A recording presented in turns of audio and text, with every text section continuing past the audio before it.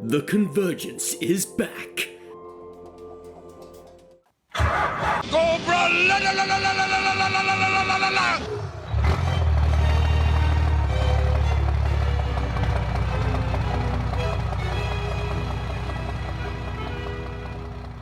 And that sound marks the start of another Missal for the masses. This is the Chaplain's Assistance Motorpod, and this is the podcast where I am your host, Gary. And I'm Casey. And we talk about military and adventure toy lines, focusing on the G.I. Joe, a real American hero toy line from 1982 to present day, talking about potential news, comics, and focusing a lot of times on vehicles, playsets, or trailers from 1982 to the present day. And sometimes we even talk about figures. And this is July of 2024. This is the month of Cobra Convergence 8. And the theme this year is a little loose and fast with the Iron Grenadiers. So, Casey, how you doing? I'm doing really well. How are you? Hanging in there. It's been a productive day today. Really channeling my inner Destro, trying to get my capitalism on. Nice. I was productive as well. I got my Eternia playset put together. Finally. Oh, nice. Yeah. Is it as huge as it looks? Yes, it's pretty big. And it's nice to watch it, the sky car or whatever going around. It's pretty cool. Awesome. That I'm really happy for you that you got that. It seems to be bringing you lots of joy. Oh yeah, it's so fun. It's very playable. Good indeed. I've been basically this it's a long weekend. And I cleaned out my closet finally. Nice. Three bags of clothes to Goodwill. And just went through probably 18 boxes of comics and sorting and deciding whether or not I really want them. So it's been a real productive weekend. It's been raining, so I haven't been able to do my my yard work like I wanted to. But anyway, my stuff's boring. I'm not playing with an Eternia playset. But what we are playing with is our Iron Grenadiers, and we're going to talk about two things tonight. We're going to go over our favorite Destros, and then that's going to lead us into our 5 favorite Iron Grenadiers.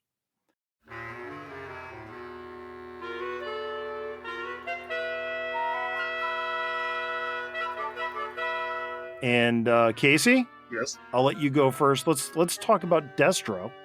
Okay. So my favorite Destro is the version 2 Destro. When they did the Iron Grenadiers, I thought that was fantastic. I love the first one, but I really think the second one, it was just awesome. Yeah, the advent of getting rid of that 1970s popped collar. Yeah. And the medallion going with an ascot, and he has the gold shoulder things on his left shoulder, Yeah. and his right shoulder has the red cape, the gold helmet, the black uniform, and he's got the thigh high boots with the silver rivets across the leg. And I'm trying to think, what was his accessory? He has a sword. Should have brought mine down. Yeah, because I'm gonna spoil mine. My definitive Destro is 1988 as well. And when I took mine out of the bag to have him to talk about, I don't have his sword. Oh yeah? I don't know where I put it. It's much more ornate than the Iron Grenadier sword. Mm-hmm. So it's still in that same gold plastic. I'm using right now to look at the sword. I'm using 3djoes.com because obviously my complete figure isn't complete or he is, but somewhere it is. He's got that gold belt. It rubs off a lot on the belt buckle. And the other thing I found was his gold head doesn't like to be gold a lot. I think the vac metal corrodes or something. It doesn't last as good as the silver helmet I've discovered. Yep. Yeah, he's also got like a little silver paint over his left breast for like medals and stuff. I'm going to qualify though my favorite Destro. When I was getting into the comics in the 130s, the way that Wildman drew him and the way the colorist colored him was his version 2 uniform, but he had his version 1 chrome mask. So for an honorable mention, it is to take a 2008 Destro, pop his head off and pop a 2007 silver head on him. So that's the way I'll get my my early 90s G.I. Joe comic accurate Destro. The 1988 is on a ball neck and it is a substantial head. So like the 1991 version 3, which is essentially like a modified version 1, doesn't mesh well with the whole design. Is that the one that has the discs? Yes. That didn't topple that one for you. That one didn't, make the grade. No. So, wow, that was all right. So we agreed on what the best Destro is, even though, 1983 set the pace. Version 1 is fantastic, but version 2 is just that much better. It takes Destro to a new level. It makes him a military commander, which is different than the version 1, which is more of the arms dealer, capitalist, and according to an interview with Larry Hama, the most dangerous man in the Cobra ranks since his original dossier of Cobra Commander. So surprised that we agreed on that one. I did not peg you for a version 2 guy. I like, honestly, when they brought the Iron Grenadiers in as a faction, that really upped my love for the whole, how they do things. They can go against Joe, they can go against Cobra. Whatever's going to be best for Destro, that's what they're going to do. And I really like that storytelling. Yeah. 1988. I wasn't going to say I wasn't into Joe, but because I wasn't reading the comics at the time, and it was that lull between the 1987 movie and Operation Dragonfire, the Deke series, I wasn't aware as much. I mean, I did get a couple figures in 88, but none of them were Iron Grenadiers.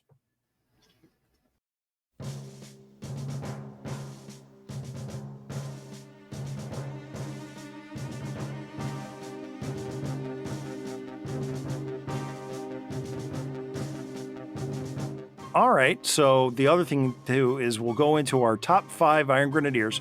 Now, to start off, I texted Casey a list of all the Iron Grenadiers, and it was easily compilable list on yojo.com. You go to yojo.com if you want to follow along at home.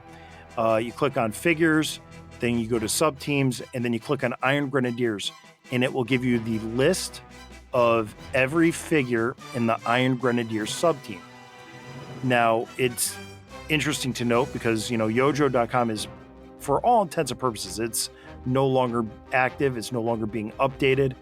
So you do get a good list of the figures from 1988 when the sub team was introduced to around 2015. There is a notable exception. He is in my honorable mentions, and take it away. The only thing I ask, Casey, is your number 1 be your number 1. And other than that, you can go any order from 5 to 1, but just make sure your favorite's your favorite. All right. I go 5 to 1. So That's easy. number 5 would be Metalhead. All right. Metalhead, 1990. Metalhead is a walking anti-tank weapon. He can launch high explosive missiles from his backpack racks or from his hip swivel holster tubes and guide them to their objectives on a laser beam without the use of his hands or his feet. His voice-activated weapons command system is made up of circuits and targeting computer modules built into various components of his blast suit. All he has to do is make visual contact with the target, let the computer read the range, plot the trajectory, wait for the green light to flash, then yell "bang" to complete the firing sequence. Range 200 yards and closing. Bang! Bang! To quote, "The real targeting computer is upstairs in his brain, and it doesn't have an off switch. This guy is so wrapped up with his work that even when he sits down for dinner, he's preparing for battle. He tests his visual acquisition sensors by locking onto the mashed potatoes as they are passed from end of the table to the other. He calculates wind deflection by observing how the steam rises off the meatloaf. He even measures the diameter of the green peas, seeing them as micro targets. If he looks you straight in the eye, you'll feel as if you have a bullseye on your forehead." End quote. Okay, Casey, so that sets the stage for Metalhead. All right. What do you like about this character? Well, he was goofy and Deke, but he was kind of fun. Yeah, there's not a lot of highlights for me and Deke. He was kind of one of them, like with the episode with his grandma. I thought that was funny. But, I mean, he's a cool-looking character. And, I mean, not to get classified, but the classified version of him is really, really good, too. I mean, it's just an upscale of his character. Just the whole thought of the missiles coming from the legs and all that. It was some out-of-the-box thinking. But, I mean, he's a cool-looking character. So, he made my list of 5. And there was a great comic where they were fighting tanks, and he was in it. I can't remember what number it was, but it was pretty good. I want to say it's issue 114. The title is Metalhead. Yeah, I think so. But I thought that was pretty good. Yeah, that was the end of the Benzene war. It was a drastically different take on the character than what is portrayed on his file card and what is and especially the way the Deke series was. Yeah, Metalhead did not make my list. He's one of those figures that to me has a lot of potential. Mm-hmm. He's got a nice chunky build, which works for the missile racks. You do have the thigh pegs where his missile racks go on his legs. And those are commonly broken, but so they actually increase the size later on. I will say I have him. He was a pain to complete. He was a pain to find unbroken. Another thing too, people don't talk about a lot is he has 2 pegs on his back for hoses. And I actually broke one of mine. So it's funny how things work. Okay. Yeah, that's Metalhead. So my number 5 is the Nullifier from 1988. So from the file card, the Nullifier is the Iron Grenadier AGP pilot. I talked about him a lot in my previous AGP episode from a while ago. Just to recap, the only advantage of an anti-gravity pod, considering its poor energy consumption to performance ratio, is its ability to turn sharply and to stop on a dime. Acute maneuvers of this sort can be physically debilitating to anybody but a nullifier. These AGP pilots require a 6-hour weight workout every day simply to maintain their massive physique and high levels of endurance. Such training is necessary in order for them to command a vehicle that can reduce a normal man to a gelatinous pulp during the course of a simple turn. To quote, nullifiers are fed solely on a diet of high-protein gruel that looks like gray mush and tastes like wet cardboard. Their muscles are always sore, and their nerves are constantly on edge from the stress. Consequently, a nullifier usually has the temperament of a rabid pit bull and is more likely to bite. Now, the nullifier is number 5 for me, mostly because I'm in love with his sculpt. I think the AGP is a fun toy, so it's cool that he comes with that. But I forgot where I read it, and I wish I could source it right now. But the nullifier is rumored to have been a failed concept for Cobra La. So there's a lot of like Cobra La in the sculpting, but overall the face mask, and the colors remind me of the movie Dune, and I don't know, it's just like a fun little character with its 2 thigh blasters, his holstered handguns, the heavy armor, and he's just a cool figure. He made the list over some other figures. I think that'd be surprising for some people to hear that, but for me, he's number 5. He's just an interesting. He's just an interesting figure, which makes me like him that much more. Yeah, I mean, he looks really sci-fi. So you're right with the whole Dune comparison. But I don't own him. I'd probably have him on my list if I owned him, but I don't. So I'm not that familiar with him.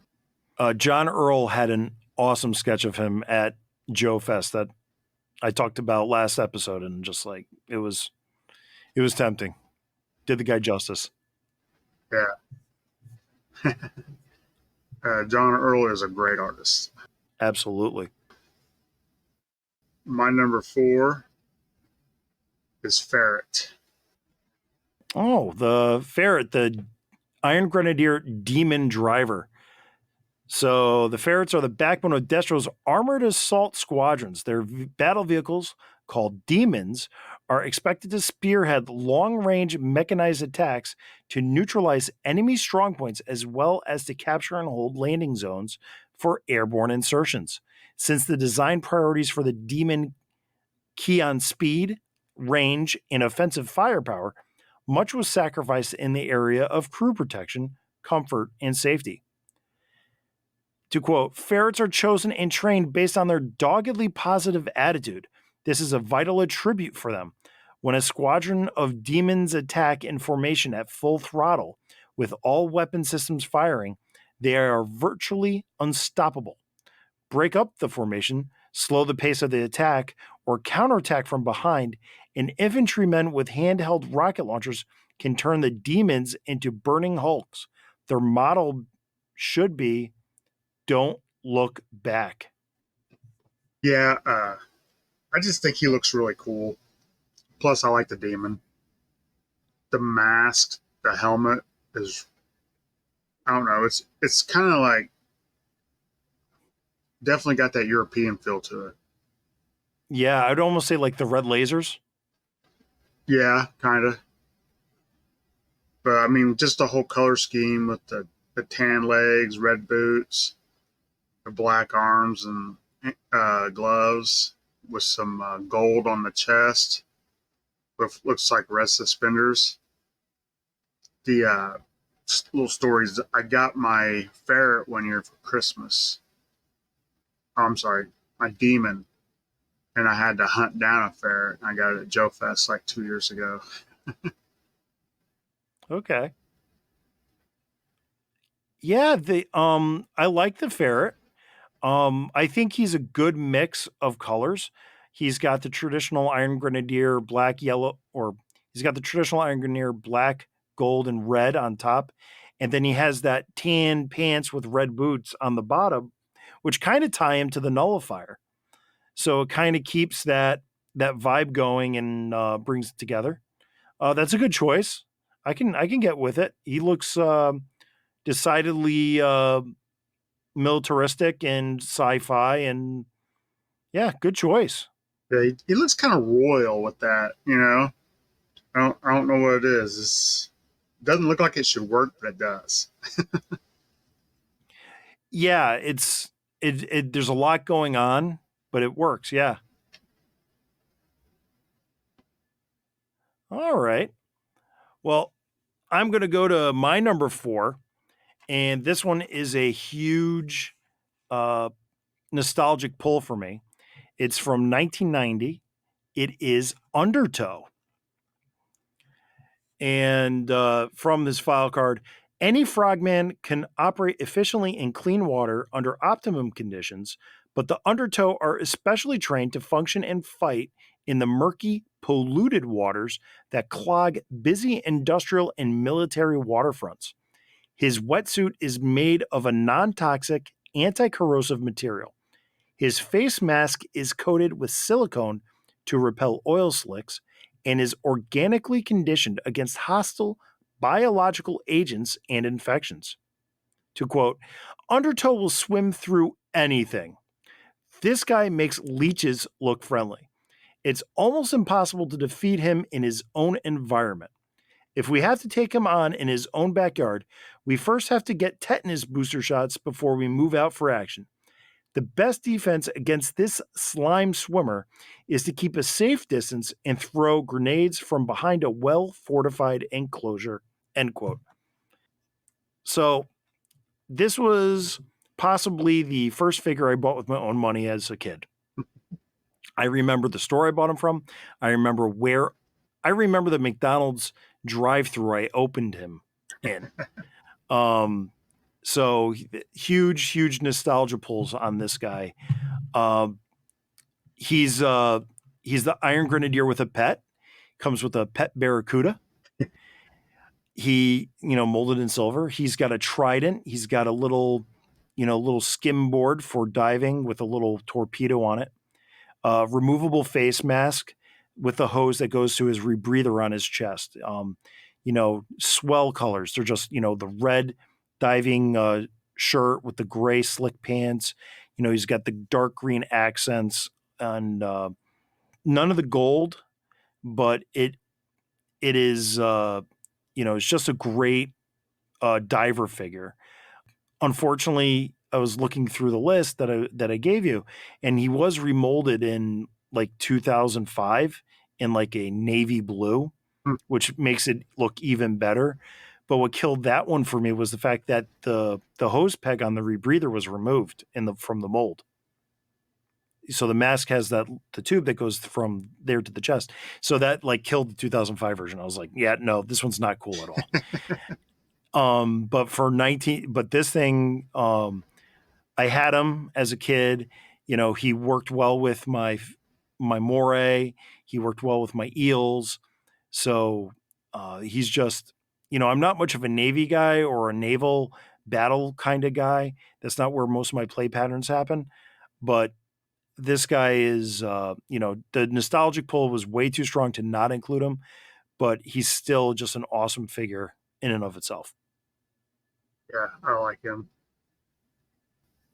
My number 3 is Darklon from 1989.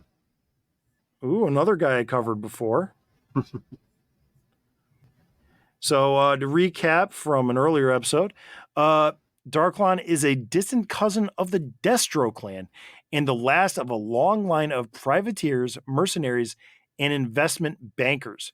From his cast iron castle in the Alps, he dispatched his private armies to do battle for the highest bidder until Destro called upon him to lead his legions in his bed to take over Cobra.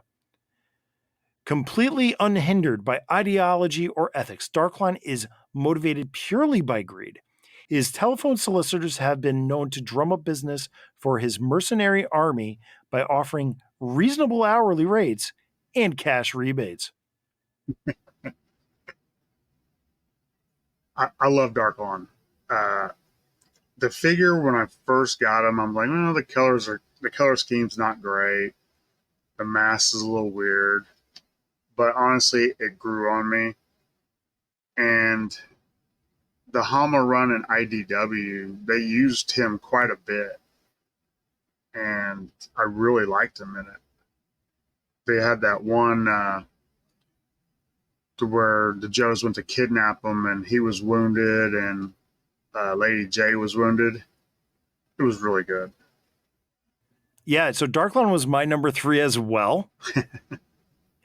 And to just add to what you saying, Darklon really came into his own in that IDW section of the G.I. Joe Real American Hero.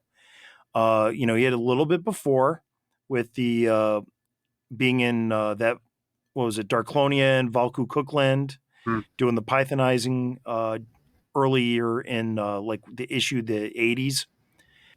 Yeah, Darklon, I love him. He, like I said, he's goofy. Mhm. He's just the right amount of goofy. He's like a distant cousin. So it's like, yeah, okay, he doesn't have to be the same thing as Destro. He can just be his own thing, but be similar with that mask and everything. And he came with the Evader, which has that Iron Grenadier gold into it. So it ties everything together. He's kind of more of a deluxe figure with the very cheap, and I do mean cheap, Evader. But it just works absolutely so well with the storyline. He's a great character. I'm really happy that we both had him on our list. And I'm happy he's in the new Destro series on the Energon, which we will talk about soon. Yes, we will. Yeah. So yeah, Darkline, great character. Love the red eyes. Awesome pick. So my number 2, you're not going to have to read the file card because it was Undertow. Undertow is kind of like, I thought he was cool, but my buddy Matt, I think it's one of his favorite ones, and the way he kept talking about him, and then I picked him up, and the figure just really grew on me.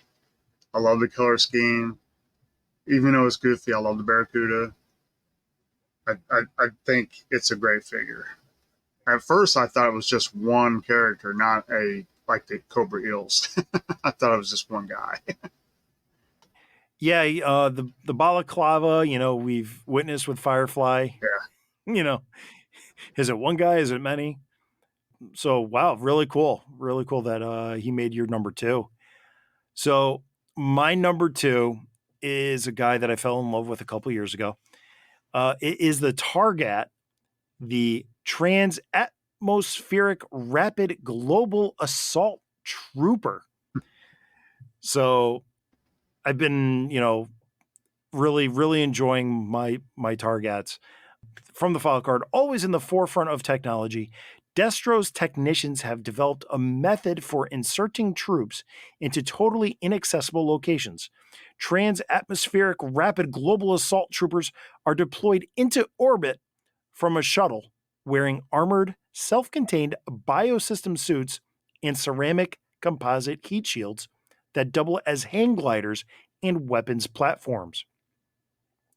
Their re-entry over their target could easily be mistaken for a meteor shower until they start shooting.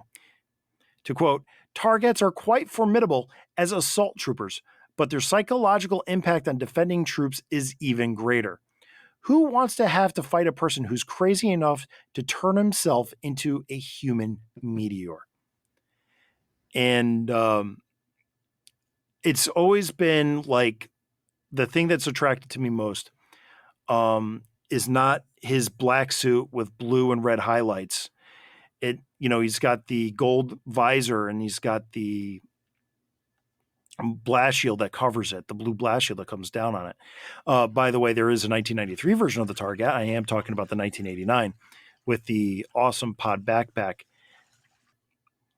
So one of the coolest things about, the Target is his backpack. He's got the backpack. He's got a gray joystick that goes in one hand and then is connected to the backpack with one of those little plastic tubes. The backpack has wings that fold out to go from, dive bomb mode to glider mode. And then he's got a really interesting pistol, which has a molded rubber, it's like that soft gummy plastic. So it has like a lanyard that clips onto his wrist. And so this way, as he's falling, it doesn't have to fall off. When I met Mark Pennington last year at Joe Fest, he talked about how the glider was supposed to be longer to be more of a shield for the reentry. and I kind of want to make 3D print one. I just, don't have a 3D printer, and I don't know what it would take for somebody to mod the backpack and 3D print a new one. But Targat is a great figure. I love both versions of him, and the 89 and the 93. I know there was a modern one, but I don't have it. And he also saw reuse as a Street Hawk mold. But but Targat is my number 2. Nice. I do like that helmet a lot. So Casey, it's your number 1. Yep. And it will always be my number 1, which is the Iron Grenadier. I think when that came out, I was like, oh my goodness, are they replacing Cobra? If they are, I like it. It just, the black instead of the blue with the red mask, the red highlights and the gold, and they all have swords too. It's a fantastic figure. And guess what? He's my number 1 as well. To read from the file card: specialties, terrorism, sales, marketing, development. The Iron Grenadiers are handpicked from Destro's personal bodyguards. They are spearhead of Destro's incursions into new territory.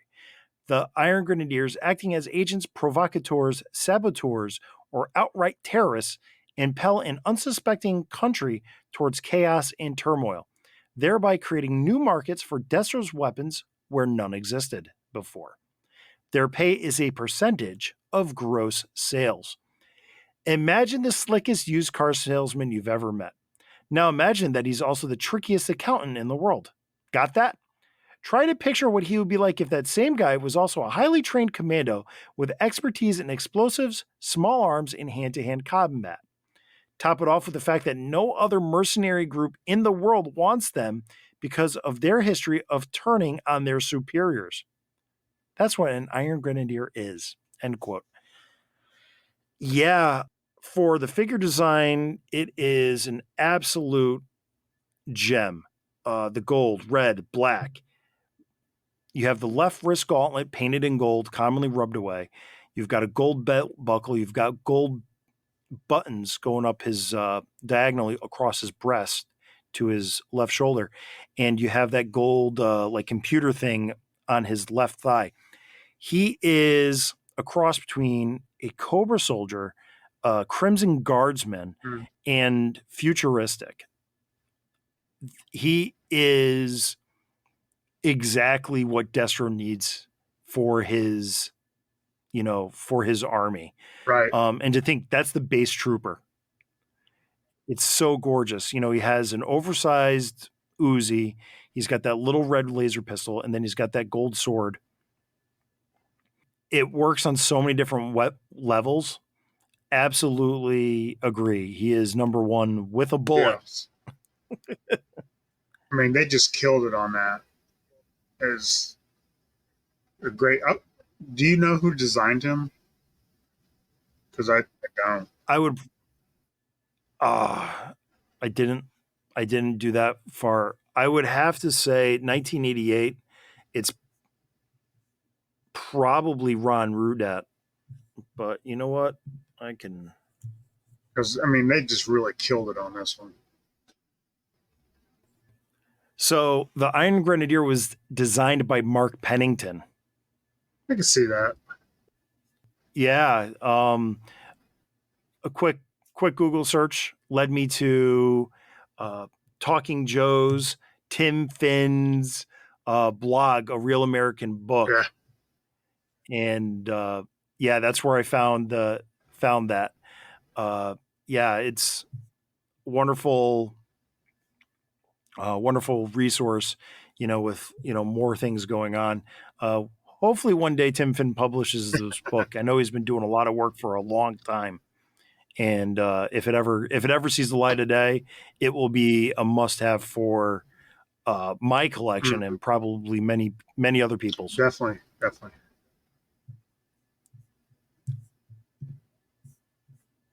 I'll put the link in the description below. Nice. So I do have a couple honorable mentions. Okay. from the Yojo page that I shared earlier, which will also be the link will be in the description below. In 2005, they came up with a character called Iron Anvil. He is essentially a 1994 Viper repainted in Iron Grenadier colors. It's an interesting look. It works very well. It looks like it blends well with the 1988 Iron Grenadier. I don't have one. It seems to be a convention exclusive set. So it's probably out of my price range currently. The other honorable mention is a celebrity. He was in movies such as They Live, but he's mostly known for being a professional wrestler, Rowdy Roddy Piper. In 2007, the Big Shoulder era, he got a figure too. I know for a fact that one is quite expensive right now. Yeah. That's why I own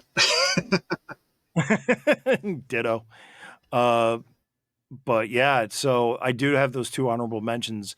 Iron Anvil because he looks cool.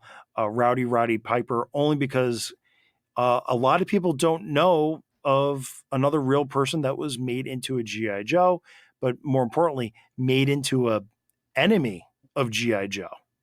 Yeah. I had forgotten about that because, once something's really out of my price range, I usually just put it out of my mind.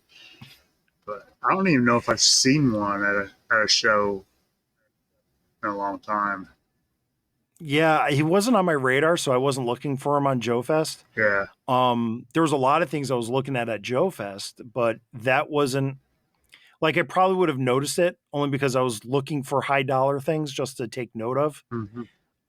Like that Ninja Commandos set that somebody had for sale for like $12,000, which was also at the Joe Declassified booth to gawk over too. And but yeah, it was very interesting though. The Rowdy Roddy Piper doesn't come up for sale often, but when he does, be prepared. Yeah. Have an empty limit on your credit card or PayPal account. Now that was a convention exclusive too, right? Yeah, convention or club exclusive. Yes, it had to be one of them. He was popular very fast. Yeah. He wasn't a sleeper figure. Yeah, I'm just going to throw in, I know you don't do modern figures, but the modern figures had some very awesome Iron Grenadiers. Too, they had the Heavy Gunner, which was awesome. Yes, sir. And the modern build for Iron Grenadier troopers, it was great too. I've got a few of those. You can pick those up for like $10, but they're nice. They did the Heavy Gunner. I remember that one on the pegs. Yeah. I think they produced a lot of those. That's about 2011, 2012. Yeah, I would say. About the same time as Renegades.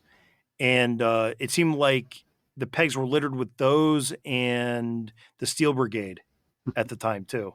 But I remember the modern Iron Grenadiers. You are correct.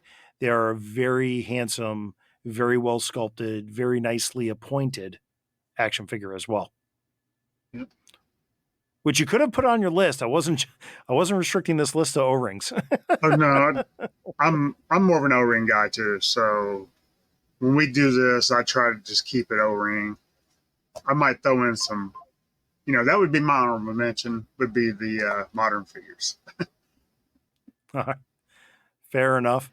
Yeah. So the Iron Grenadiers, Destro's faction, there to stir controversy, to sell more weapons. Probably what makes Destro the most dangerous man alive. He's there to create civil unrest, to create business opportunities for himself.